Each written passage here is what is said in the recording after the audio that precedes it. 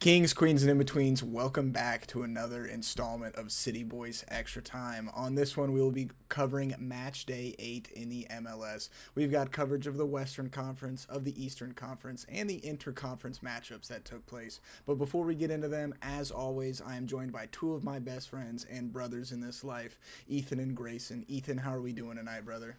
It's another day in paradise, gentlemen. It's Friday, Junior. Again, we are on the City Boys After Dark vibes, but would we ever miss talking about an MLS match week, gentlemen? I think genuinely we'd have to be on our last legs to miss something like this. We just love it so much, and how could you blame us? Grayson, how are you doing? Doing good. I'm doing good. Just got clocked out at work and I'm clocked in for some City Boys action. I'm ready for it. Good. It was a pretty quiet weekend in the MLS, not gonna lie. There's a couple good games, but a lot of the scorelines are pretty chill. So, there's still a lot to talk about. We'll get into it here, but I'm happy to be back. Well, thank you guys for asking. I'm doing fantastic Yeah, too whatever. on this Thursday evening. Coming to you a little bit late. It's going to get posted Friday for you guys. But let's get into it. Let's make this short and sweet. We're going to start with the Eastern Conference, and I believe that is you, Ethan. Yes, sir. This week I am posted as our Eastern Conference reporter, and I'm going to get us Riz. going in Atlanta versus New England. Like you mentioned, Grayson, there were a lot of pretty calm score lines this week, and we're going to get going with 0-0. This matchup was Guzan versus Ivicic. Both keepers absolutely were outstanding in this match. New England go ahead by way of Carlos heel penalty in the 33rd minute. New England still have not scored a goal from open play this season. We're going to move further south into New York Red Bulls versus Orlando, where again we would see a 0-0 draw. A second yellow card would be shown early to Orlando City in the second half, but New York Red Bulls could not capitalize on their outstanding performance from their goalkeeper, Carlos Coronel. We are going to move into DC United versus FC Cincinnati when DC United would change their starting goalkeeper, but the defense is still in shambles. Valenzuela is gifted possession, but does all the work himself to put together a silky 1-0 victory for FC Cincinnati. Going to Canada now for 2025's opening match in the Stade Saputo. Montreal versus Charlotte would end 1-0 in favor of Charlotte FC when Pep Biel would put them ahead by way of his eighth goal contributions in 8 games, gentlemen. Pep Biel is Damn. on a tear. NYCFC versus Philly would go to NYCFC, surprisingly. They take Route 1 to victory, taking the long ball through on goal for Alonso Martinez to knock off Philly. Very surprising result. Last but not least, Miami versus Chicago finished 0-0. One, maybe the most surprising 0-0 result of the season so far. For the first time in league play all season, Inter Miami and Messi have been shut out. 1 point gain for Chicago, 2 points lost for Miami. Chris Brady keeps Chicago level this game. The defense holds strong enough for the fire. Gentlemen, that is my Eastern Conference recap. Let me take a breath here. Take a breather. Take a breather.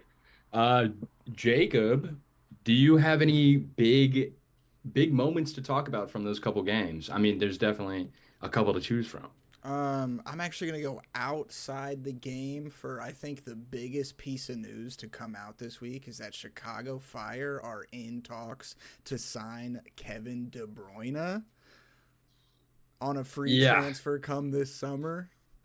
for the free, for the free Absolutely ski. insane. KDB for the free? Yeah, that would be pretty insane.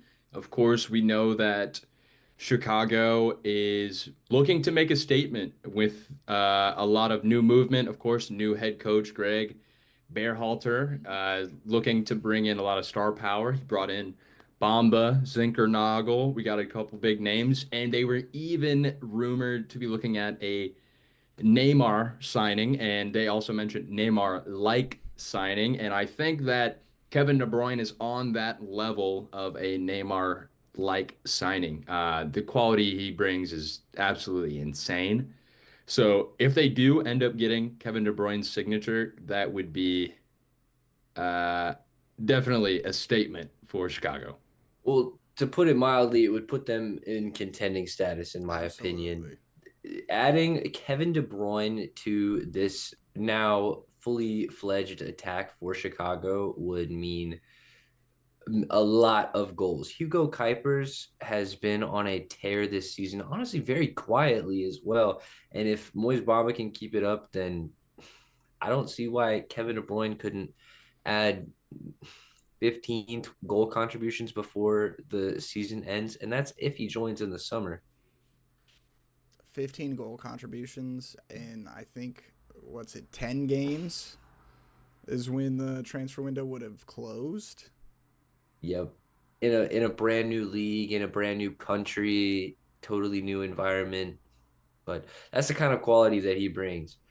Just back on the Miami and Chicago game, if I'm being honest, the game really waited for the last 15 minutes to give. It seemed honestly like these were two timid teams that didn't have an inch to give. Um, I don't know if you guys have noticed this against Miami, but it seems like so many teams just give the ball away via bad pass, or they just hold on to the ball a touch or a second too long. Have you guys noticed that as well, or am I just imagining things? I don't It, think you're imagining anything. no. I mean, look at how St. Louis has fared against Miami. And that's saying something. 3-3, if you don't remember. But I'm just saying, like, Miami historically does not have the best defense. They get opened up quite a bit, especially on the counter. Like, we all know it. They have some old men on their team. Granted, these are some of the best old men in the world at the game. I But think it's a case of lights too bright, stars too bright for the opponents. They're like, oh yeah, my God, I'm playing against Messi and Busquets. Here's the ball. you got Well, to give it's them the respect. I mean, almost every time Messi comes to town, there's a new sellout crowd, and I believe that did set an attendance record in Chicago. I think I saw a Oh, yeah. figure round about 62,000 plus. It's got to be a crazy feeling to play in front of that many people, and no doubt in front of a lot of players' idols. We can keep it honest at this point. I also want to say that Brian Gutierrez is complementing the Chicago attack very well. I think that Zinkernagel and Bamba are going to take a lot of the headlines along with Hugo Kuipers, and rightfully so. They're getting their names on the score sheet, but he's just so silky in the midfield and controls the game. Very experienced for such a young player. A different game I wanted to talk about was the Eastern Conference. Was it semifinals or finals between Red Bulls and Orlando?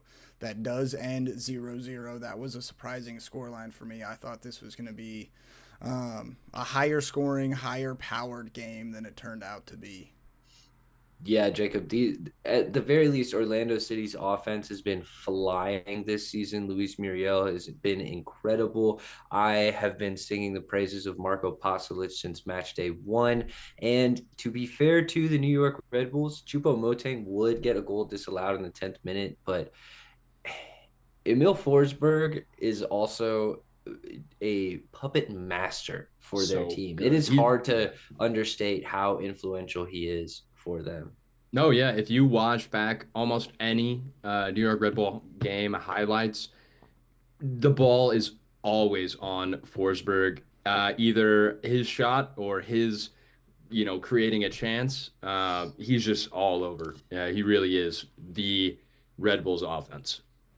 I wonder if that's to their benefit or to their detriment, though. I get the sense that if he goes down injured or has a cold streak, that the Red Bulls could be in danger if he's not firing on all cylinders. And they lucked out because he was really healthy last year. I don't think he didn't miss many games, if any.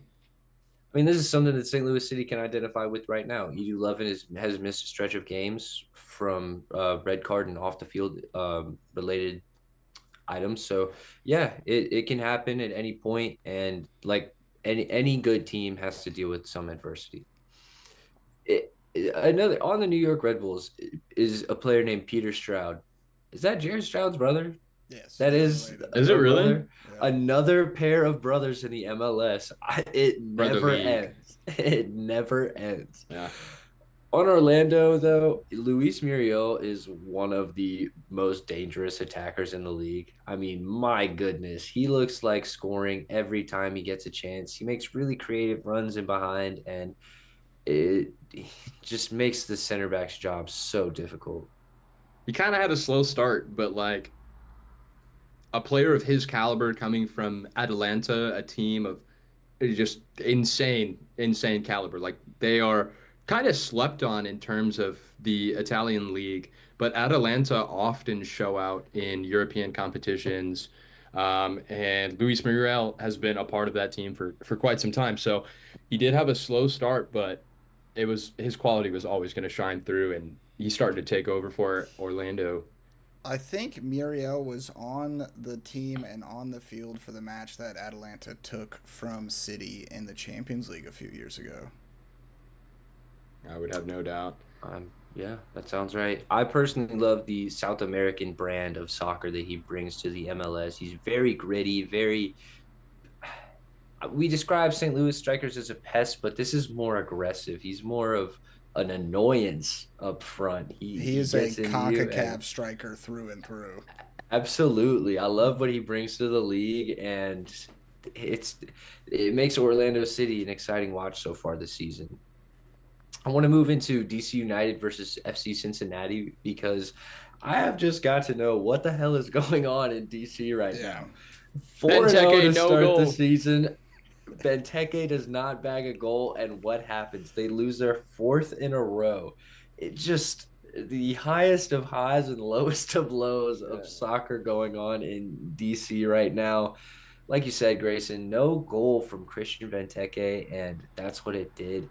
A big thing to note from this game is that Cincinnati was missing five starters, and they were still able to beat DC. Yeah, I mean, Cincinnati has so much quality in this side that even Kevin Denke didn't have that great of a game, and they still eked out a win here. Just their defense had a really fantastic game. Their goalkeeper Salentano is very good.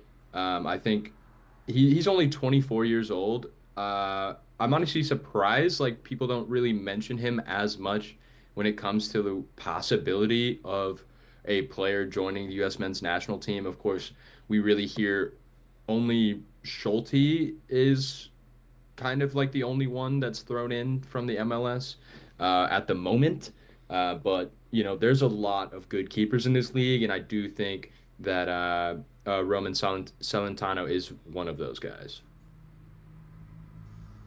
Now I want to move into, for me, the most surprising result of the weekend in the East, Atlanta versus New England. Atlanta losing to New England 1-0 was shocking to me. And it wouldn't just be 1-0 New England. Almiron would score a worldy of a goal in the 27th minute, but it does get disallowed for offside. Gentlemen, something that I saw from this game is that Brad Guzan might be one of the best goalkeepers in the MLS. I think I've mentioned this before, but off the back of last season, he is having a real resurgence this season. Yeah. I I mean, am. Go ahead.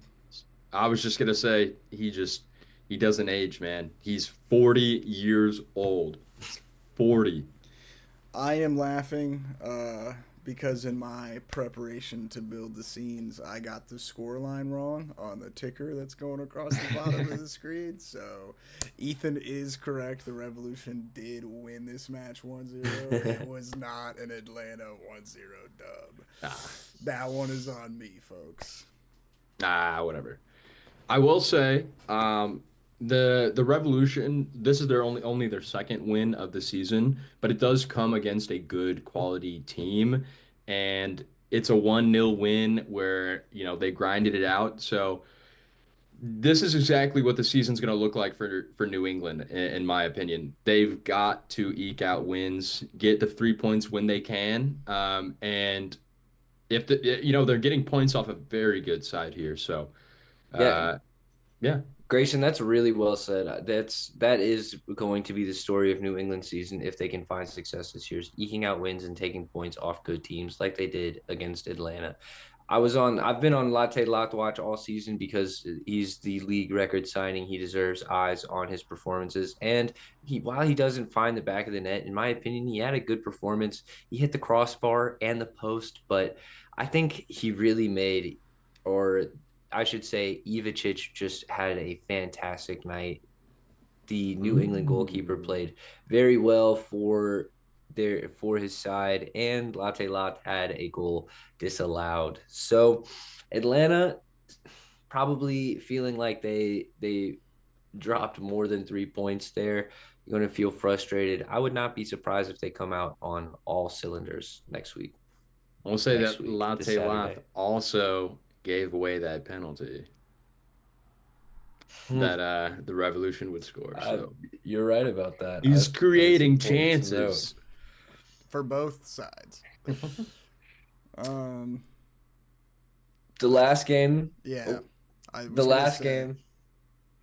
You go, Jacob. You go. I was going to say the one game we haven't talked extensively about is the Charlotte result. 1-0. Charlotte takes the victory. Who scored in this match, Ethan? Mr. Pep Biel. That man. And, if you're a City Boys regular, you will have known that this is actually a midfield pairing that I've pointed out before, letting you guys know that Pep Biel and Bronico, I wish I was knowledgeable enough to know everyone's first names, and Westwood in that team. He's a Brit. They got a fantastic midfield in Charlotte and a really great spine. They got it going on right now. Of course, Patrick Aguimang's the hot foot. Wilfried Zaha. I mean, come on. I would say going into the year, I was not expecting Charlotte to look this good. Right now, they are sitting second in the Eastern Conference on 16 points, only behind Columbus, which we will talk about later. But I undeservingly slept on this squad because then you look at them on paper, like even before they had Wilfried Zaha, and you're like, wow, they have a lot of like really, really solid players in every position.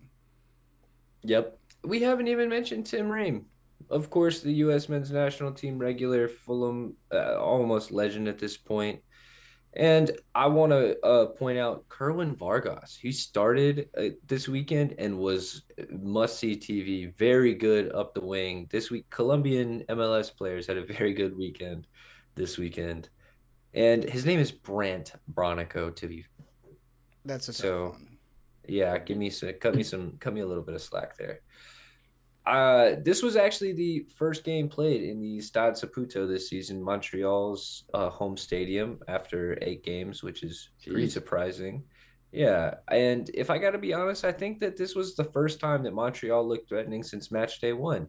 They managed shots on target. They had pretty strong defending against one of the East's best teams, but I think their problems is that they're struggling to find the goalkeeper.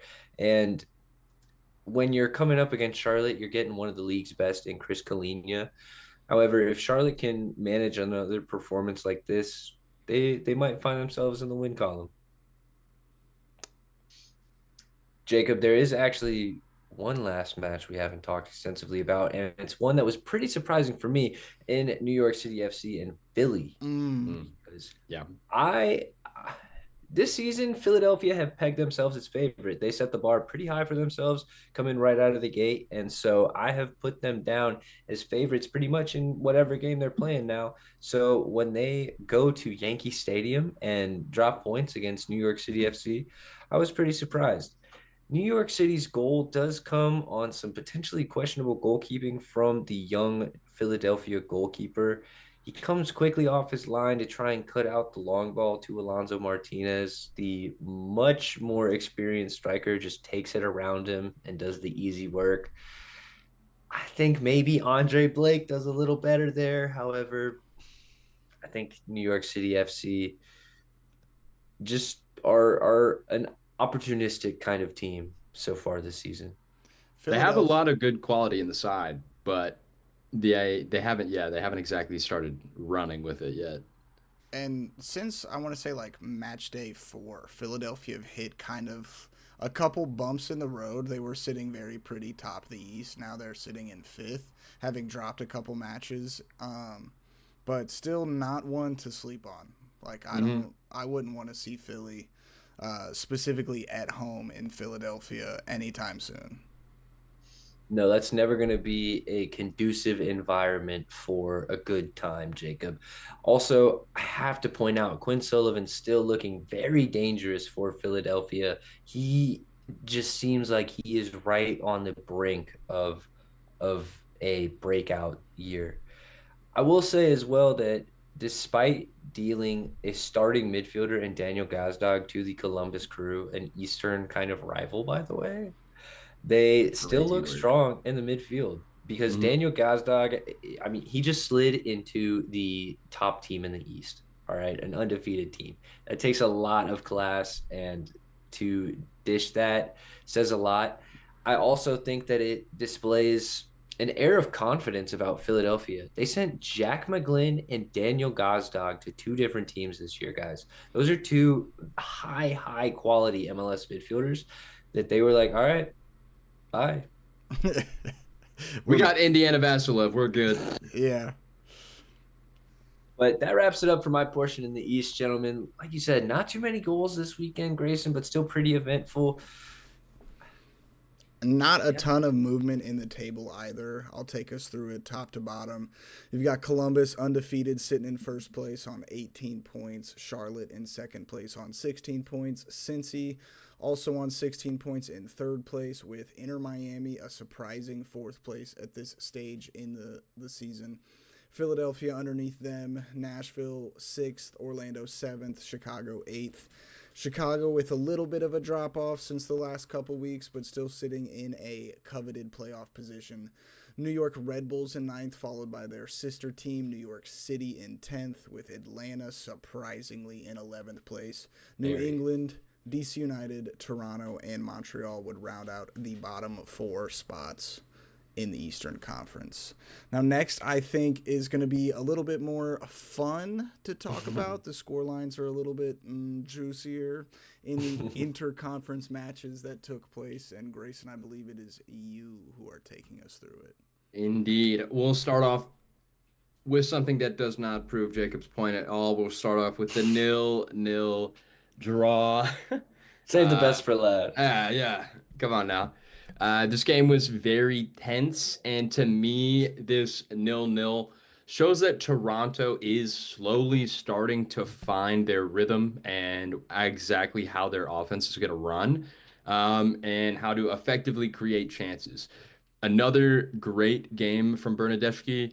I wouldn't say great, extremely influential. He really is their man, and Insigne has worked himself back into the side, kind of surprisingly, but he's playing more of a deep center midfielder role now, and he had a good game as well. He just kind of sprays passes, does a lot of link up play in the midfield. That's It works. so weird to imagine. And Bernadeschi as right wing back. This Toronto is so strange. But yeah, struggling with the final touch there. Their defense held strong against the unbeaten Minnesota offense. So Minnesota is a really good side. So I definitely want to give Toronto their flowers here, but Minnesota just weren't really on it. Both sides split the winnings, point each there. Nashville versus Real Salt Lake next. RSL would come out flying with a flurry of chances. Miranchuk from Miranchuk. What? Doesn't he play for Atlanta? Yeah, he does. Is there another Somebody. Miranchuk? I hope so. Miranchuk misses a open net and then buries the rebound to make it 1-0. Nashville responds with a beautiful header from the defender Daniel Lovitz. There's a lot of good memes of it on Nashville's TikTok. Nashville's TikTok is very funny. I'd give them a look. Uh, and then from there on, Nashville would take control of the match with Tag Seth, Surridge, and Mukhtar all getting very close to taking the lead. RSL would bury a chance in the 71st, but Miranchuk would be offsides in review. 89th minute of the match. There's a clearance up in the air. Hani Mukhtar gets himself between the man and the ball, goes down extremely easy, but it is a foul. Sam Surridge would go on to bury that penalty, making it 2-1 Nashville. Honestly, pretty unlucky for RSL here. That pen was so soft, so soft, but it is a pen, so One kind of the of. hardest parts about that penalty for RSL is the timing in which it comes because it just means that there is almost no shot for them to get back into the game. It's like, Yeah, okay, you can see the late penalty. If you're in the 80th minute, at least you get the chance to yeah, throw everything in the kitchen sink at it. But so late on like that, and when it's the last kick of the game, all you can do is watch pretty much. yeah. It's pretty Also, painful. Grayson, I do want to say I'm reading it as Mark Zook, Mark Zook. Zuckerberg. Marc. That's ZUK, which I was gonna say this just feels like a fun username for Mark Zuckerberg. Mark Oh Zook, yeah. Yeah, I think I was just talking about beer and chicks so much that my your autocorrect. my autocorrect. But yes, someone else other than Miranchuk did all that stuff. that's uh, that's the type of journalism you And get yeah, here with the that's City journalism. Boys. Moving on, one more game to talk about in interconference play, and that would be STO versus Columbus Crew. It would be a very fun game to the neutral crowd. This is a really good game to watch. Uh, all three of us had the pleasure of going, and it started off pretty positive for City here. Big save for Ben Lunt early on in the match, denying Diego Rossi. Uh, just after I denied Diego Rossi from hitting me with his shot that he shot over the goal. Asshole. uh, but the real fun comes early on in the 6th minute when my two favorite players linked up. Celio Pompeu cutting past Diego Moreira, finding João Klaus, who finally breaks his goal scoring drought from almost a year. I am curious to know like what the MLS streak is for like worst striker, like period. I'm sure there's strikers that have gone their entire career without scoring a goal in the MLS. I Sure think that right happens. now the leader in that is Olivier Giroud. Ooh, that's crazy. That's actually crazy to think about that. Giroud is not having a good time in the MLS after being honestly one of my favorite strikers in soccer, period. Uh, Great guy. He scores Great guy. worldies. Great guy. Great guy. Great guy. Back into the game here. City are up 1-0. Two-shirt, massive chance, one-on-one with the goalkeeper, sends it over. Then Columbus would fight their way back into the game with a open cross to the back post, and Steven Barrera, defender of the year from last season, would bury the volley one time. Great finish. Later in the match, Diego Rossi, too much time and space, picks out a low driven shot to the bottom corner, beating the keeper. No pressure on the ball there from City's defense here. And the game would end 2-1. Sadly, there was some late drama with a goal, another goal for João Klaus that was ruled offsides, was not reviewed. Lots of controversy there, but St. Louis would end up losing, and that would be all three interconference games from me. Boys, talking points. What do you guys got from these three matches?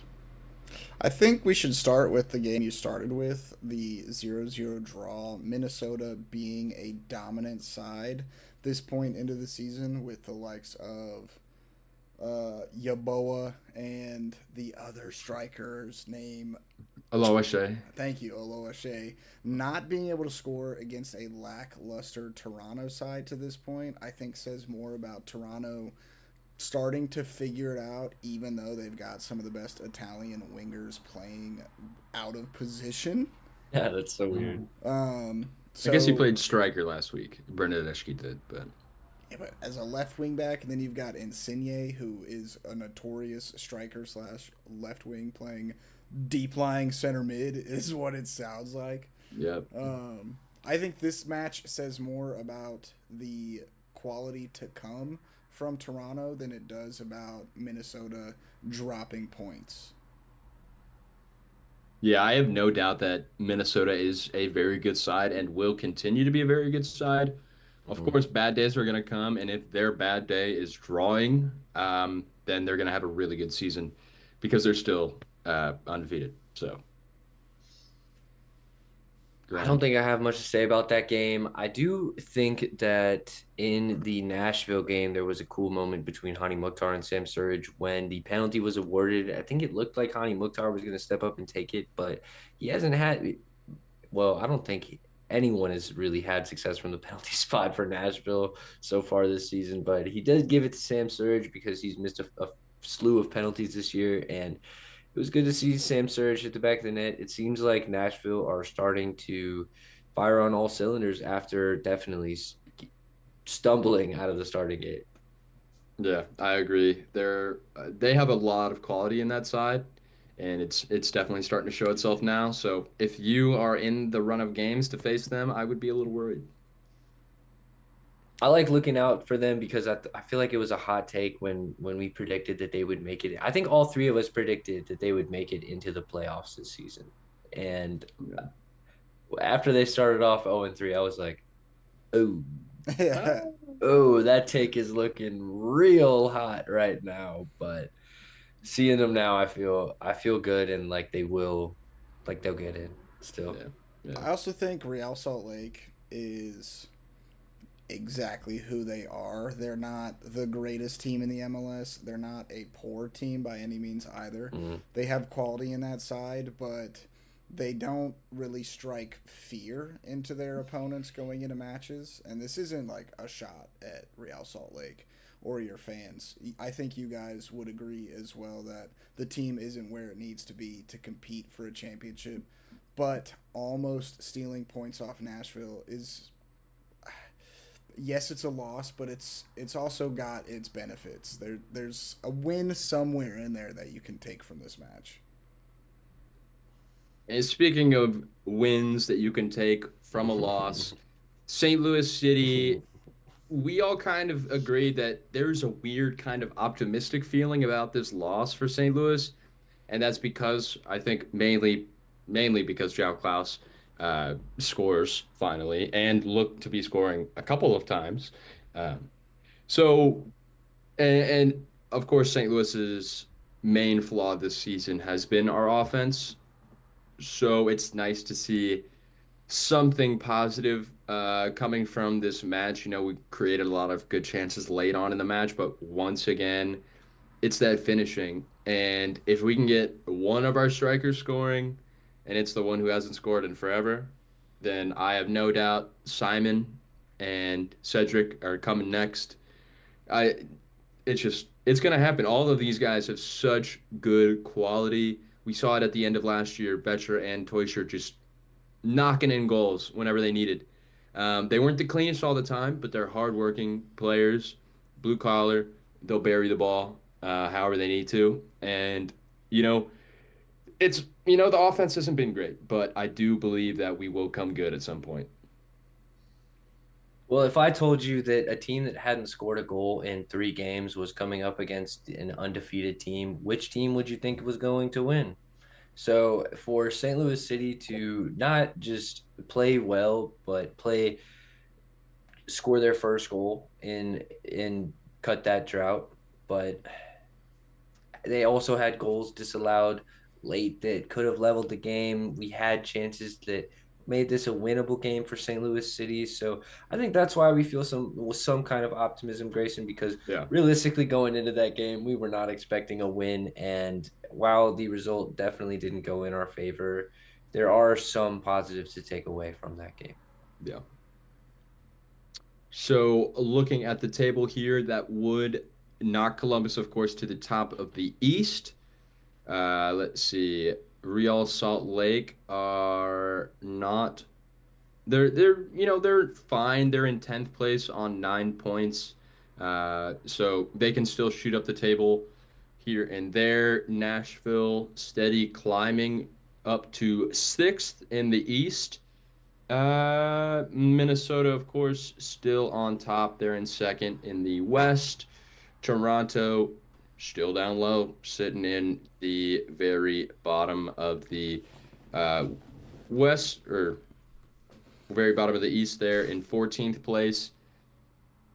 Yeah, not too much movement. The good teams won and the bad teams lost, really. Dude, seeing St. Louis City in 12th is not cool. I was shaking my head there at the Columbus because they're still undefeated to this point. 8 match days have gone by and they have yet to lose a game. It's Yeah. extremely impressive. For all the teams that were undefeated very early on, the Crew weren't looking to be the strongest of the tree. Like when it came to Vancouver, Minnesota, and the Crew, I would have put my money on Vancouver being the one that would stay undefeated the longest.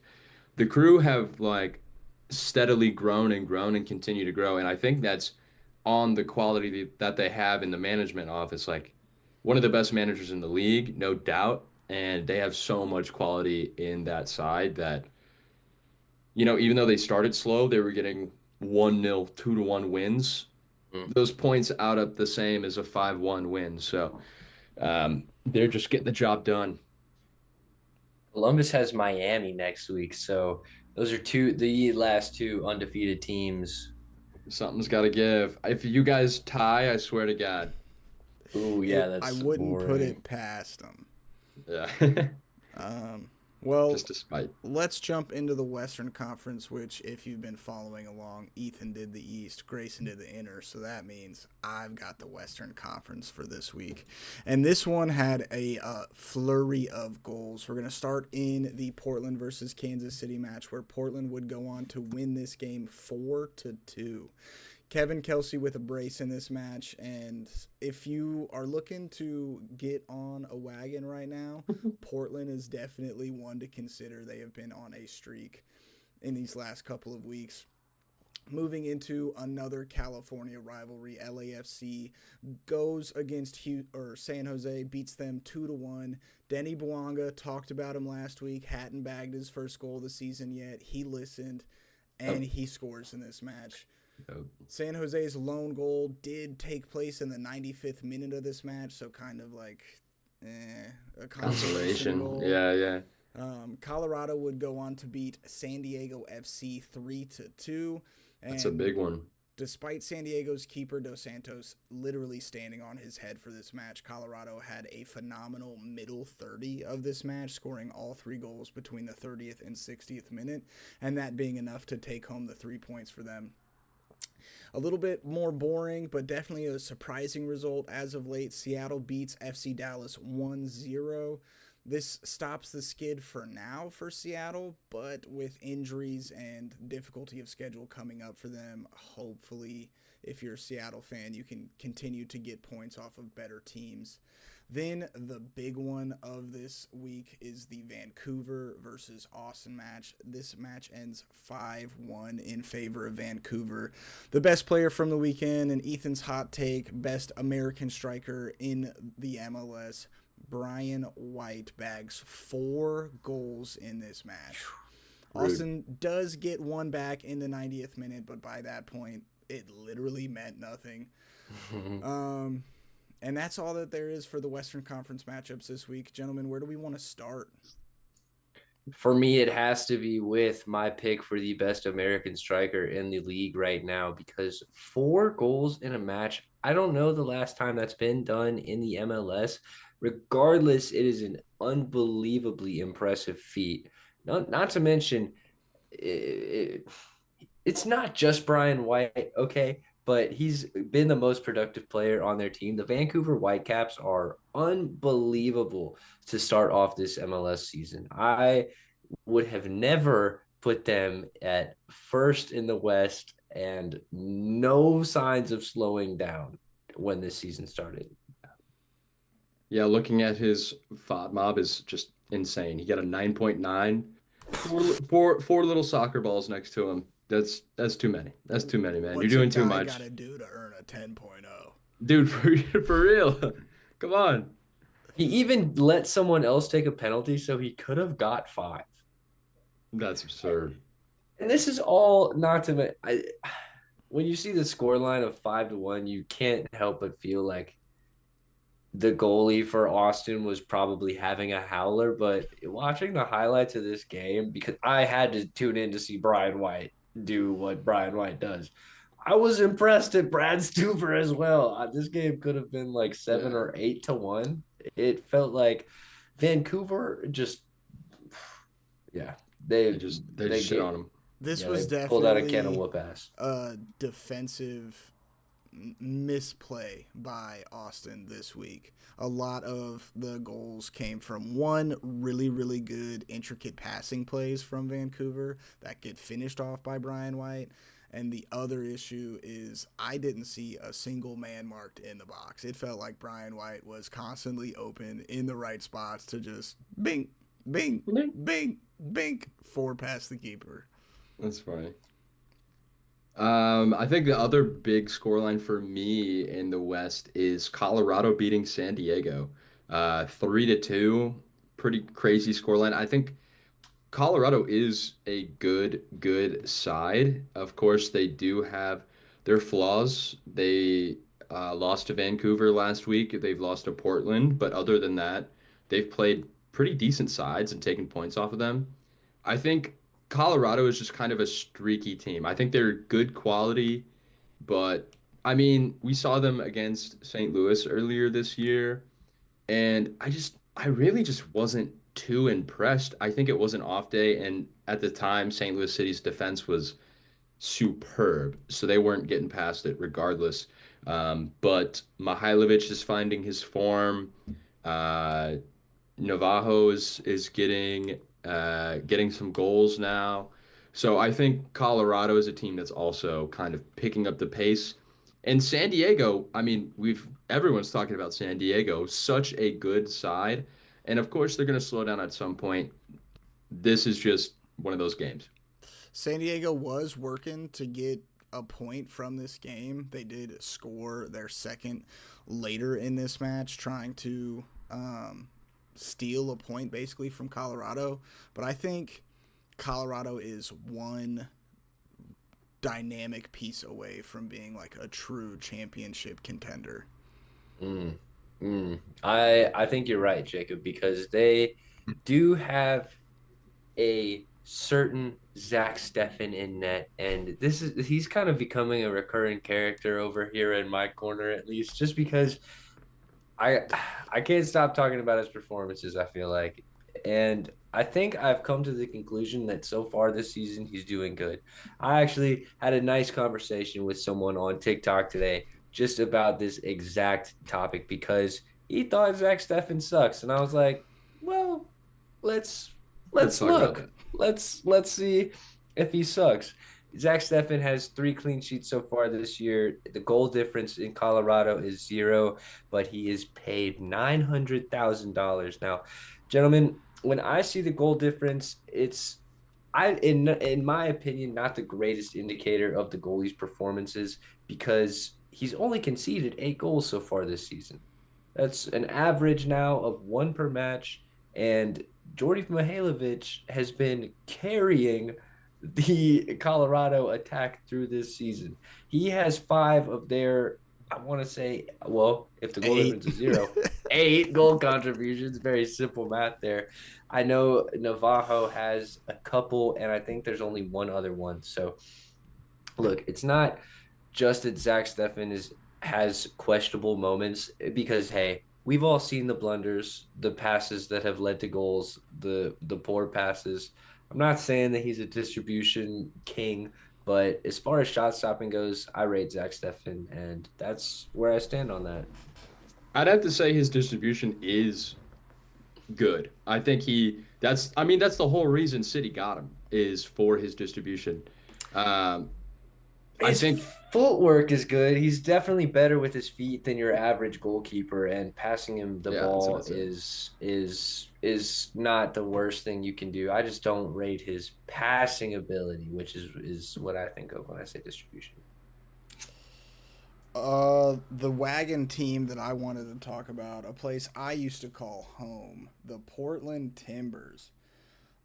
So they start their first match getting absolutely blown out by Vancouver 4-1, right? Then they beat Austin 1-0, which if you've watched Austin except for this week, it's basically been a one goal difference team. Yeah. Lose to Nashville. After their loss to Nashville, they draw the Galaxy, beat Colorado, the team we just talked about as being good. They beat Houston Dynamo 3-1. They draw Austin because they just saw Austin, and then beat Sporting Kansas City 4-2, and see themselves. Where are they sitting right now? They're sitting in fourth place in the table. Yeah. This is after they trade Evander. This is after they bring in that young stud. David De Costa. They're a good side. I think there's a couple teams that had slow starts that we expected to be good. I'd kind of put Portland, Nashville. I was just about to say, are they the Nashville of the West? Yeah. I think they might be. Is Portland the Nashville of the West, and is Nashville the Portland of the East? I mean, Nashville's sitting in sixth, so almost. Yeah, the point difference is very close. Yeah. Did Kevin Kelsey score a brace in this game? Did he get did. two? He got two. I think this might be his statement game, maybe his coming out game to the league, announcing his presence, because Sporting Kansas City isn't a great team. That's no secret, but to score multiple goals in a game says a lot. And he's just a young kid, so hey, maybe him and David DaCosta could be our next Miguel Almiron, Joseph Martinez kind of pair. I wouldn't be surprised if that came out of Portland. I don't know. I'm unwilling to say that they have got it figured out and will keep up this form this season, but it's hard to find reasons why they won't. I agree. I don't think they have it figured out. I think their issue, and this is like not even really an issue, they're a young team. Like a lot of their veterans of past are gone, and they're like really riding on these young players that they've got in the squad to produce results for them, and right now they are. True, and I agree, Jacob. They have that mix of veteran leadership as well. I like their goalkeeper room as well with Pantemis and Crepo. Pantemis saved two penalties earlier on this year against Nashville, so just a team with a lot of potential, no doubt. Uh, did you guys see that Dejan Joveljic got fined an undisclosed amount for an obscene gesture in the I did game? not. No. Oh, wow. Well, I won't describe it for our viewers, but let's just say he was checking on what's going on between his legs after scoring a goal. And that's what you get out of Kansas City. Delivering packages. Look, I won't lie though. I like Dejan Joveljic. No, He's dude. coming Before he into moved to some Kansas City, form. dude. Oh my God. Before he went to KC, genuinely believed that Joveljic could be one of the best strikers in the MLS. Sadly, I'm obligated by contract to hate him now. But like such a good player. When the Galaxy first signed him, they were just kind of using him as a backup because I think they've had him since like the Zlatan days. And of course, you're not getting that much time when you have Zlatan playing above you. It's tough. But every time he did come in, he would find the back of the net somehow. And I always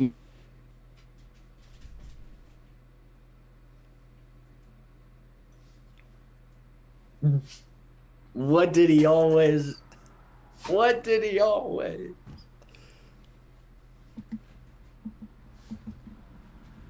Did we lose him for real? Is he gone? Am I back? Yeah.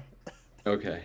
What left did us you in such always know? suspense. What did you always know? I always knew that he was gonna bang in goals in the starting position if he's a starting striker. He could put up like 15, 20 plus, in my opinion. He's very good. And it was sad to see him leave because it was obvious with that much quality around him in the Galaxy side. He could have put 20 plus up.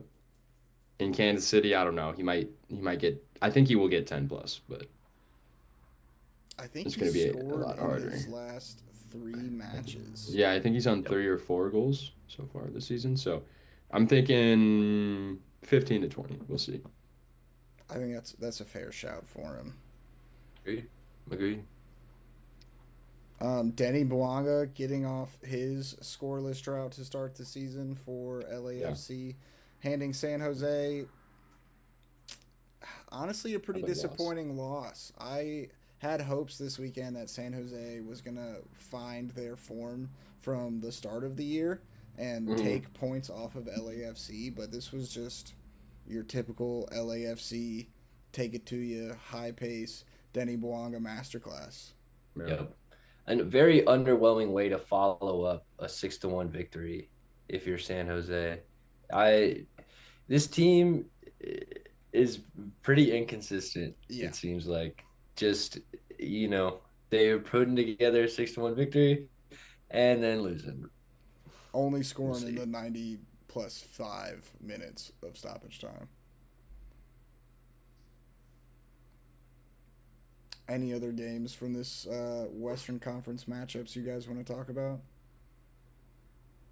Or did we just hit all 5? I think we might have just The Seattle game we haven't touched on. Seattle beating FC Dallas 1-0. Yeah, is it does oh Goodbye, Grayson. yeah. What the That was Hello. weird. I'm back. I'm back. It completely kicked me out of Zoom for a second there. Huh. Sorry about that. Well, I'm going to have some editing to do. Little 5 second chop. No big deal. What were we talking about? Seattle beating FC Dallas 1-0. Oh, yes. Yeah, not much to say. I didn't really see. Both of these sides are just kind of weird to me. Like both of them are filled with quality and just have not really impressed me this year. Lucian Acosta and uh, Peter Musa are kind of becoming a good pair. They're creating for each other. Seattle has so many new faces there that their team is like almost unrecognizable. Yeah, that's what I'm looking at the lineups from this game, Grayson, and I just can't help but think to myself, what is going on in Seattle? It's it's got to be a good feeling for them to be getting 3 points against Dallas because on paper, in my opinion, Dallas is a much better side. And I have to say, it seems like their attack is slightly quiet this season. I don't know what's going on, but it seems like Pitar Musa is not producing in the way that we thought he would. Of course, Lucia Costa has produced some special moments this season. That chip goal that he scored was fantastic. He is always dishing out fantastic interplay, but I'm not impressed so far. I don't think that their attack has been what people have expected it to be this season. Yeah, yeah, kind of the same thing with Dallas. Like, just a very kind of unrecognizable team from last season, of course. You have the stars from Dallas moving to Seattle. But yeah, I mean, Pitar Musa is having a decent start to the season. He's got like 3 goals, 3 assists. He's making stuff happen, but I think Dallas fans have much higher expectations of Pitar Musa. Like, in my opinion, he could be a really good player. Like they signed this guy from Benfica. Like Mm-hmm. This is a star. And he's only 27, so I believe that he's gonna keep getting better and better. So if I'm Dallas, I let this offense ride out. You know, Lucci and Musa, I think, are a great pairing. You just got to figure out where to fill in the pieces around them. Give him a little time. Yeah, It looks like in this game, Martin Paez put on a goalkeeping display. He is the highest as rated player always. from this match. It says here he only got 3 saves on the night, but there were 7 blocks and 20 defensive clearances. Damn. Baez is just consistently so good. I was honestly bummed that he did go ahead and change his nationality to Indonesian because he would have been lovely in the sticks for US. I think Indonesia needs a keeper as well. I was gonna say, I'm Grayson, I sure they can't could lie. use I a think it's keeper. it's pretty cool. I It think is it's pretty cool. great. It's pretty cool. No, it is cool. I'm just jealous. All right, well, But the Western Conference table looks like this. Vancouver, no surprise, sitting in first place with Minnesota underneath them in second. San Diego still in that third place spot with Portland behind them in fourth. Colorado in fifth, Austin sixth, LAFC in seventh, Dallas in eighth, San Jose in ninth, RSL in 10th, Seattle in 11th, St. Louis in 12th, Houston in 13th, Kansas City in 14th, Ah, and below St. Louis. LA Galaxy rounding it out in 15th place. Dude, how do they have 3 points? They haven't won a game yet. All those 3 points are from three draws. Just LA, bro. Pain, Something's got to pain. give. And to me, it's at the same there's so many excuses coming from LA. At some point, you got to take responsibility. Like, so yes, obviously you've been missing a lot of your players. You won the MLS Cup without Ricky Puig.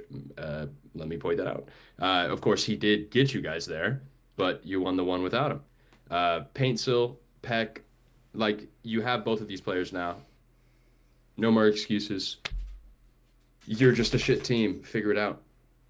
the return of Painsil does make the LA Galaxy a very interesting team, and I I like their matchup against Austin this next weekend. I think that it could be kind of the bounce back match that they need after you have to assume that Austin is either going to come out swinging or be or licking their wounds going into this game. So LA could potentially go in here aggressively and take 3 points off of Austin. They need anything. Seriously. And you know what I need, boys? I need to go to sleep. Fair enough. Final notes. Anything else we want to talk about? I'm shot. Any games next week you guys are excited for? Columbus, Miami, Yep. Philly, Atlanta, and STL Vancouver. Come on, let's go. 3 points. STL. I would love an upset game from St. Louis, and we know they're capable of it. Well, We this know they are. is going to make 2 weekends back to back that I will be spending an evening in Energizer Park. Well, that's Hell electric. yes. I That's would so be cool. there, but I'm gonna be freaking out the next day, so I will not be at the game, sadly. Happy Easter. I don't live there. Yeah, happy Easter. I'm looking at Charlotte and San Diego FC next weekend. I think that's gonna be a very great game. And before we leave you, everyone, make sure and comment down below. Happy birthday to our man's Grayson. Happy birthday, bald guy, beanie guy, bandana guy, Ah, whatever it is. Love you, brother. Always a joy to be recording the podcast with you. And with that, gentlemen, I think I'm going to see us off. let's do it. Thank you so much for listening on to this edition of City Boys Extra Time. Don't forget to like, comment, and subscribe if you're watching on YouTube. If you're listening on Spotify, don't forget to follow, rate us 5 stars, and leave a review. We want to know how to get better. All right, how else are we going to do that if you don't tell us? the most important call to action that the City Boys have: do not forget to tell your mother you love her. Peace. MLS. MLS. MLS. USA.